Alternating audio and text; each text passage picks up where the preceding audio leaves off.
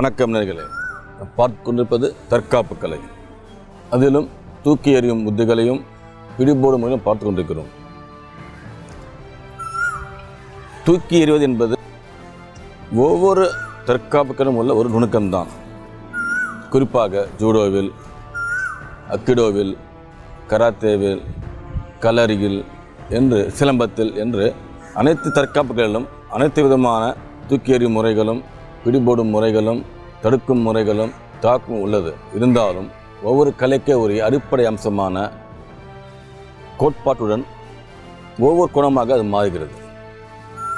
காரணம், அந்தந்த நாட்டின் பாரம்பரியம், கலாச்சாரம், அவர்களுடைய சுற்றுப்புற சூழலை வைத்து அந்த கோணங்கள் மாறுகிறது. அந்த வகையில் பார்க்க இருப்பது அனைத்து தற்காப்புகளும் வரக்கூடிய ஒரு தூக்கி எறியும் உத்திதான். அதாவது இடுப்பை வைத்து நம்ம தூக்கி எறிவது. உத்தியை பாருங்கள்.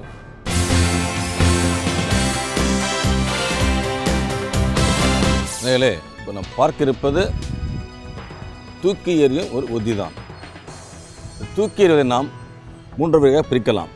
ஒன்று, காலை பயன்படுத்தி தூக்கி எறிவது, இடுப்பை பயன்படுத்தி தூக்கி எறிவது, கையை பயன்படுத்தி தூக்கி எறிவது. அந்த வகையில் நம்ம செய்ய இருப்பது இடுப்பை பயன்படுத்தி. இந்த இடுப்பானது 500 கிலோ வரை தாங்கக்கூடிய ஒரு வலிமை வாய்ந்தது தான்.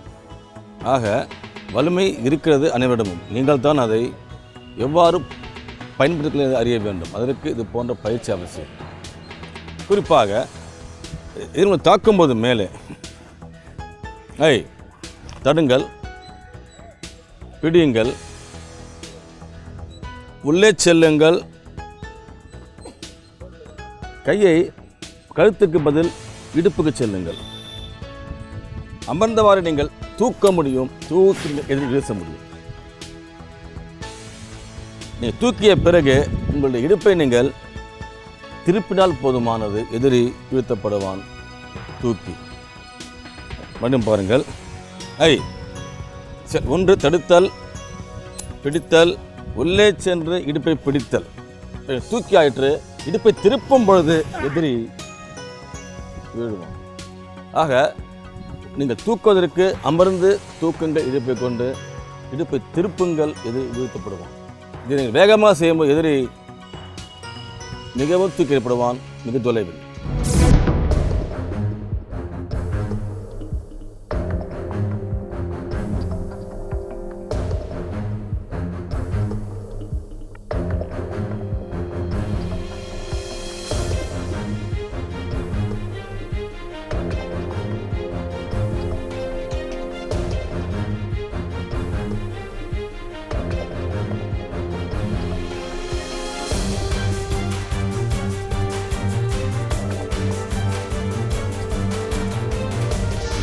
மறுபடியும் பாருங்கள்.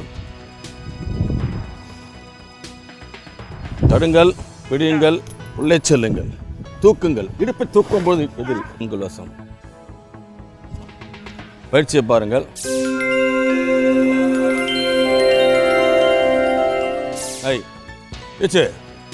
தடுங்க, தடுத்து நிறுத்துங்க, தள்ளி இடுப்பை உப்பை பிடிங்க, உள்ள போகுது, தூக்குங்க, இடுப்பு திருப்புங்க. நீங்க வாங்க. ஈச்சு தள்ளு, உள்ள போங்க, தூக்கி போடுங்க. அதாவது தூக்கி எறிவது வேறு, தூக்கி தள்ளுவது வேறு. குறிப்பாக வாங்க, அப்படியே வாங்க வாங்க. ரெண்டு, அதாவது இந்த தூக்கி எறிவதிலே பல புத்தி உள்ளது. குறிப்பாக நான் பண்ண காமாருங்க. தடுத்து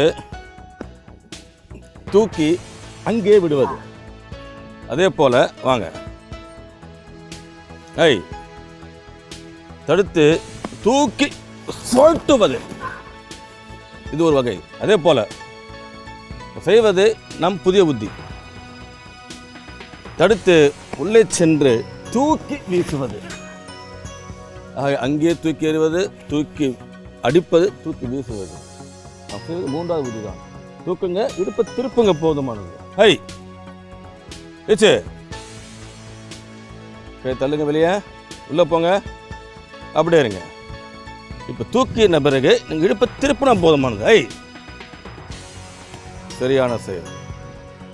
ஆக இது போன்ற நீங்கள் தான் உள் ஆராய்ந்து நுணுக்கத்தை புரிந்து கொண்டு பயிற்சி பெற வேண்டும். அதுதான் உங்களை காப்பாற்றும் ஆபத்து காலகட்டத்தில். ஆக தூக்கி எறியும் பொழுது கவனம் தேவை, பயிற்சி பெறும் பொழுது அந்த மெத்தை தேவை. ஆக ஒரு நல்ல ஆசிரியர் கொண்டு பயிற்சி பெறுங்கள், காப்பாற்றும் ஆபத்து காலகட்டத்தில்.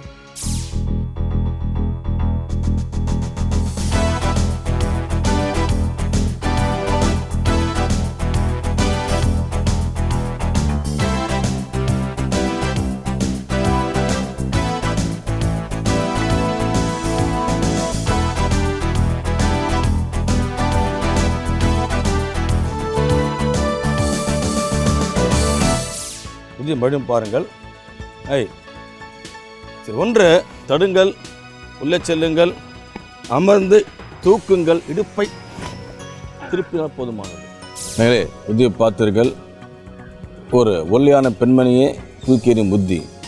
இது உங்களுக்கு தேவை அடிப்படை விஷயம். பயிற்சி மட்டும்தான். நீங்கள் பயிற்சி பெற்று விட்டால் பயம் அகலும். பயம் அகலும் போது உங்களுக்கு தைரியம் பிறக்கும். விளைவாக நீங்கள் உங்களுக்கு ஏற்படும் தீமைகளை நீங்கள் எதிர்க்க முடியும், எதிரியை நீங்கள் தூக்கி எறிய முடியும். அந்த பயத்தை போக்க, தைரியத்தை வளர்த்துக்கொள்ள நல்ல பள்ளியில் சிறந்த தற்காப்பு பயிற்சி மட்டுமே.